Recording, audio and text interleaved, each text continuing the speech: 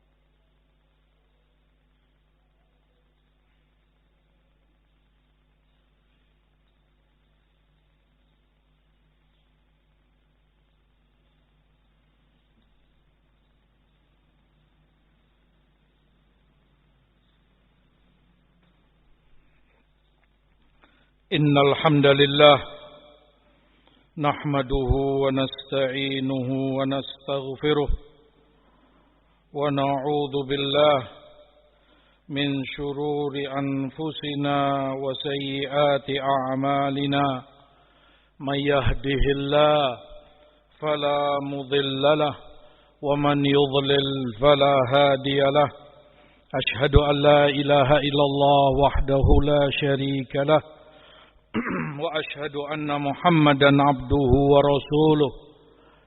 Amma ba'd, ibadallah, hadirin jamaah sekalian rahimani wa rahimakumullah. Pada ayat-ayat Quran, padanya durus wa ibar, banyak pelajaran, banyak ilmu, banyak ibrah sebagai hidayah, sebagai syifa, penawar dan obat bagi orang yang ada iman di dalam hatinya. Allah Subhanahu wa ta'ala menyebutkan dalam surat Hud ayat 15 dan 16, "Man kana yuridul hayatad dunya wa zinataha nuwaffi ilaihim a'malahum fiha wa hum fiha la yubkhasun." Barang siapa yang menginginkan kehidupan dunia dan perhiasannya, kami sempurnakan untuk mereka segala amal perbuatannya di dunia itu, dan di dunia tidak dikurangi sedikit pun untuk mereka. Ulaika alladzina laisa lahum fil akhirati illan nar wa habita ma sana'u fiha wa batilun ma kanu ya'malun. Mereka inilah di akhirat tidak ada bagi mereka kecuali neraka. Iyadzan billah. Gugur bagi mereka segala yang pernah mereka perbuat, dan batal sia-sia segala yang pernah mereka lakukan selama dalam kehidupan dunianya. Ayat ini merupakan peringatan sekaligus ancaman dari Allah. Para ulama salaf rahimahumullah menyebutkan ada 4 golongan, 4 macam manusia yang masuk di dalam ancaman ayat ini.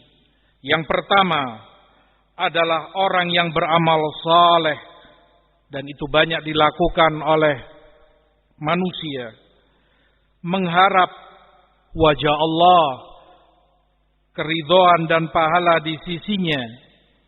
Segala macam bentuk amal saleh, dari bentuk sedekah, salat, berbuat baik kepada orang lain, meninggalkan kezaliman, dia tidak berbuat zalim kepada orang lain, dan itu amal saleh.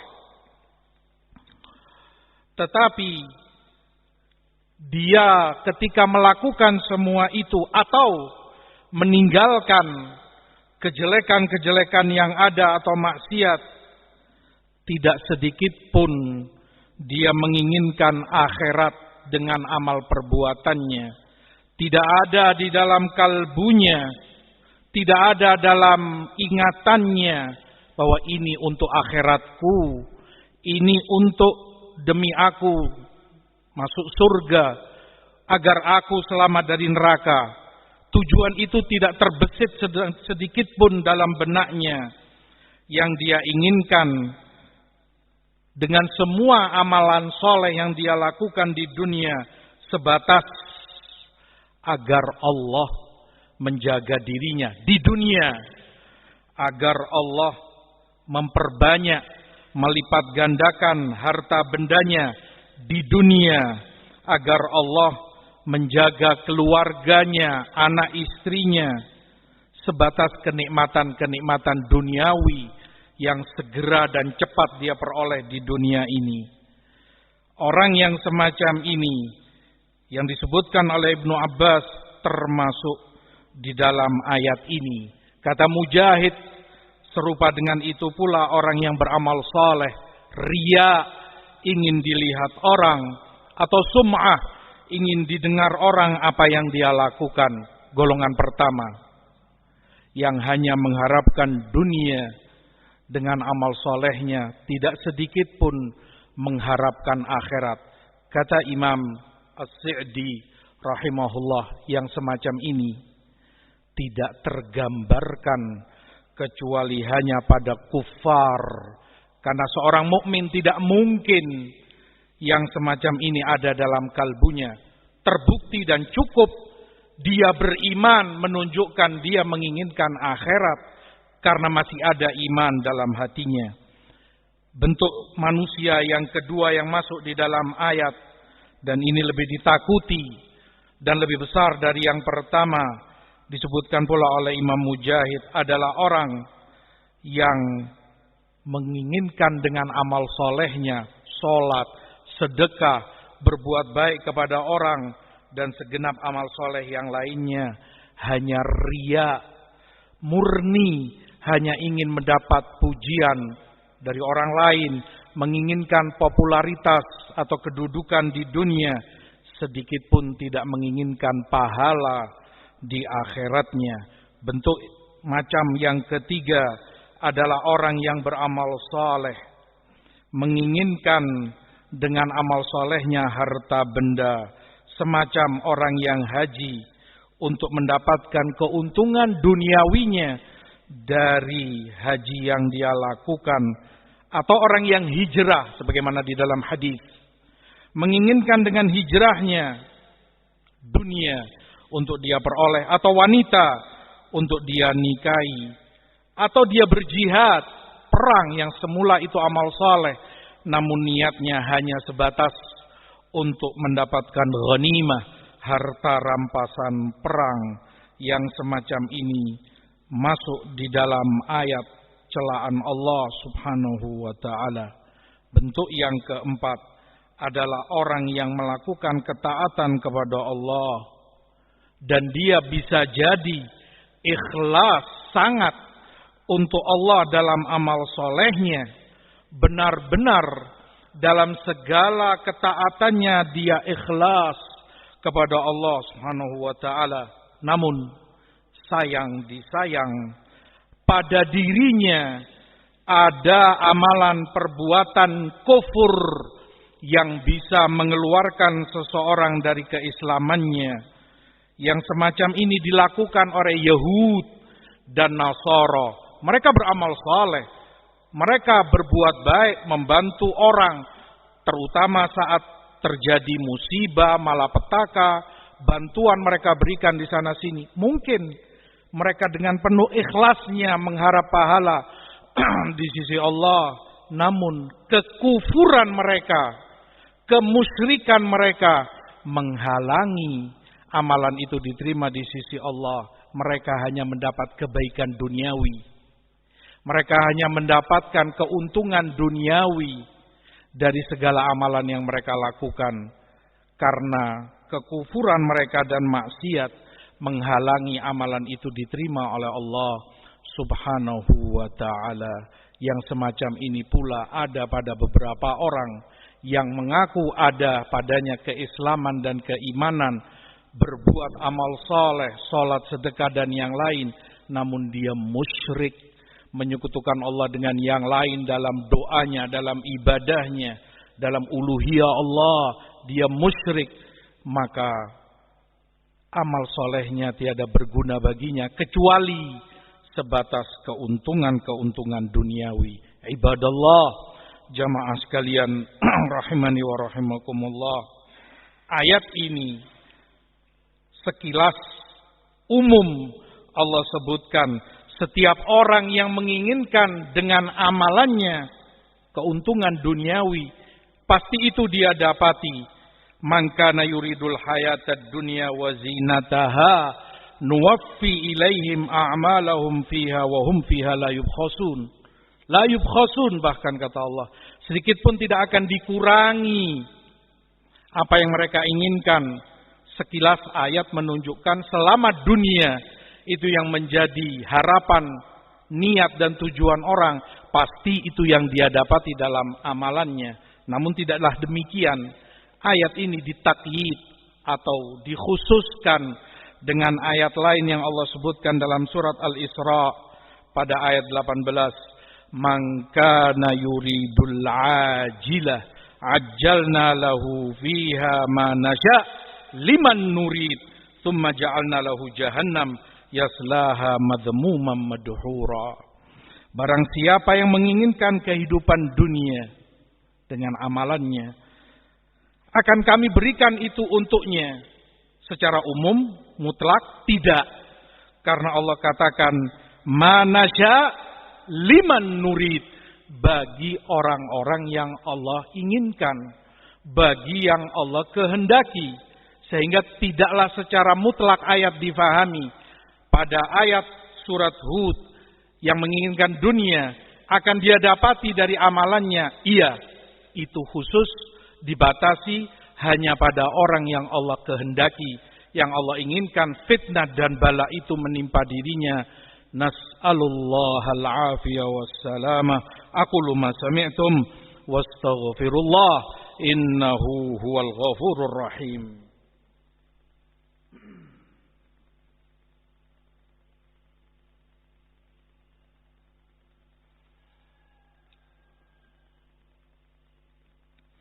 Alhamdulillah wassalatu wassalamu ala Rasulillah wa ala alihi wa sahbihi wa man walah wa ba'd.